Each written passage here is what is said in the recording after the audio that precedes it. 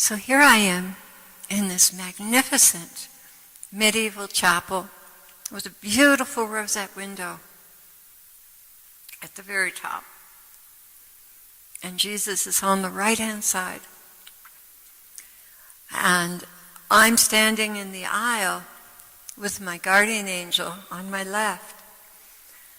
And I see myself from the choir loft, and I see this exquisite bridal dress, the back of which is interwoven dove feathers coming to a point in the back, and then the whole skirt and train spreading out behind me, and beautiful veil, and there are angels weaving pearls into my hair under this veil.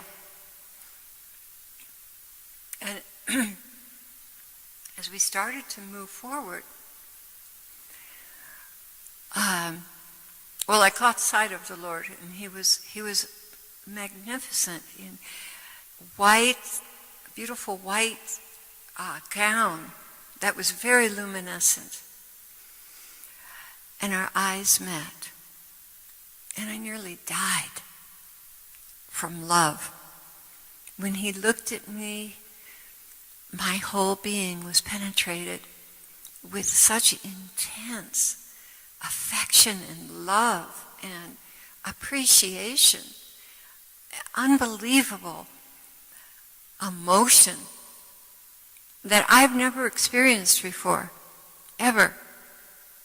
And my feelings for him, when I saw him and when I saw the look of appreciation that he had for me and love, me, he loved me, this magnificent man, and he loved me profoundly, and his heart was melting at the sight of me.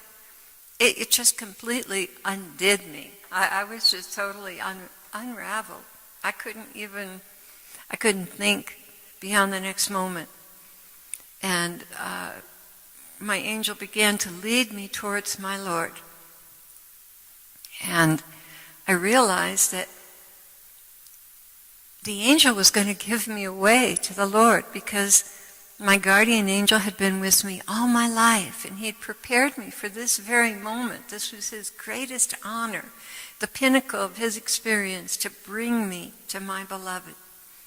And I looked at him, and I was so profoundly grateful and so very sorry that I didn't know him better, that I never made the effort to really appreciate him and thank him for, he was with me my entire life, for everything I ever did, guiding and protecting me and leading me, and never, ever did I ever give him the kind of thanks that he deserved for what he did for me in my life. And I was heartbroken over this. And I looked at him, and he looked at me, and he looked down at me. He was very tall, and he said, "Don't worry about it now." And I thought, okay, I'll try.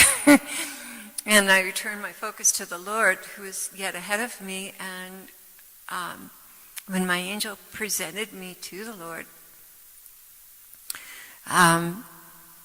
had tears running down his cheeks. And I had tears running down my cheeks. And he was so in love with me. And I was so in love with him. I've never experienced anything like that. It was truly divine. It was totally divine.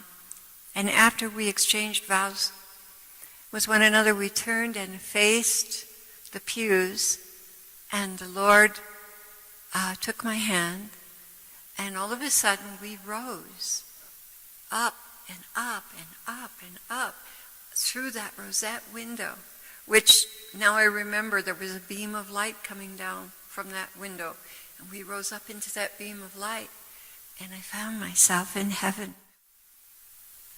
And we are in heaven. And before me is this glorious fountain. First, there's a palace. There's this huge palace. It must have been, maybe 60 or 70 feet high.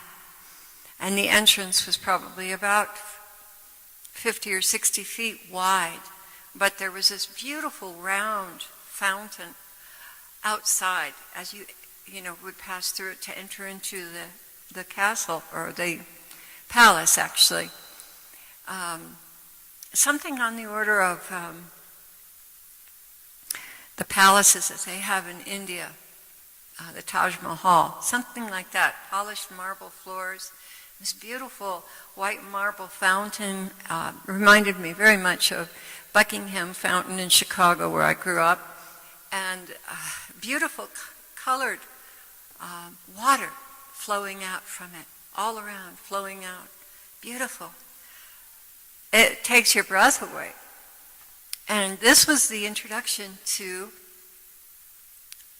our palace in heaven. The Lord had prepared a place for me. All I can say is that while I was experiencing this, I was marveling. I was totally marveling. But then, after I came down from this experience, after the soaking prayer was over and I started to review it, I was shell-shocked for days. I could not, in my wildest imagination, understand what I did to deserve this kind of a dwelling in heaven. I mean, I was beside myself. I knew it was the Lord. I had a conviction, this is God. This truly happened to me. This really is the Lord. I had the conviction. I knew what it was. But I was beside myself in wonderment that for the little that I've done in my life for him, not only did he give his life and die on the cross for me and wash away my sins, but then he goes to heaven and he makes a palace for me? For what?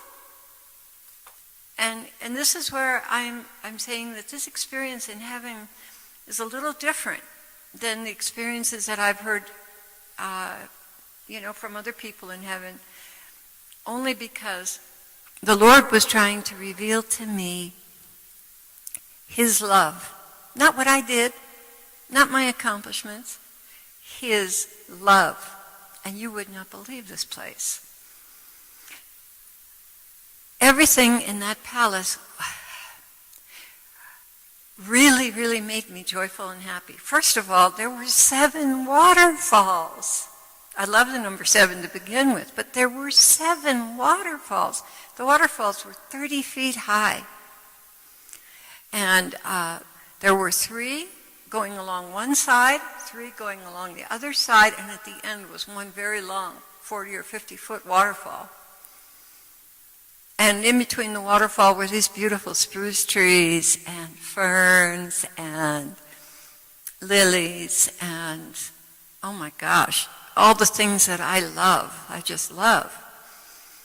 And there were sparkles of light coming out of the waterfall. Indigo happens to be one of my favorite colors, indigo and purple and pink, and beautiful indigo sparks coming out of this waterfall, down to the choices of the colors. It's so beautiful, so perfect. This is only the first waterfall, right? There's 6 more to go. And to be honest with you, I haven't gotten to, I've gotten past 5. I have no idea what 6 and 7 are like, but every waterfall was unique and different. Unbelievable.